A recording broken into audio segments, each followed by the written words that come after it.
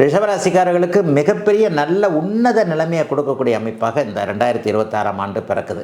என்னன்னு பார்த்தீங்கன்னா, முதல் 5 மாதங்களுக்கு 2ஆம் இடத்திலேயே குரு பகவான் இருக்கிறார். வருடம் முழுக்க 11ஆம் இடத்துல சனி இருக்கிறார். சனி 11ஆம் இடத்துல லாபஸ்தானத்தில் இருக்கிறதுன்றது 30 ஆண்டுகளுக்கு ஒரு முறை மட்டுமே வரக்கூடிய ஒரு நல்ல அமைப்பு. அது இப்போதைக்கு உங்களுக்கு வந்திருக்குது. 2 11ஆம் இடங்கள் வலுவாக இருக்கின்றன. 11ஆம் இடம் மிகப்பெரிய வலுவாக இருக்குது. 11ஆம் இடம் வலுத்தா என்ன? பணம் வரும்னு அர்த்தம். அதுக்கு தானே கஷ்டப்படுறோம்.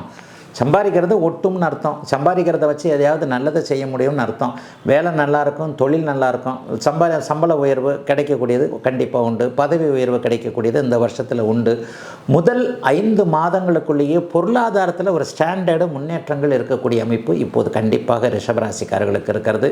பெரிய கஷ்ட நஷ்டங்கள் கண்டிப்பாக இருக்காது. பெண்களுக்கு கூடுதல் நன்மைகள், கணவர் குழந்தைகளை பற்றி கவலைப்பட்டு கொண்டிருந்தவர்களுக்கு கூடுதல் நன்மைகள் உண்டு.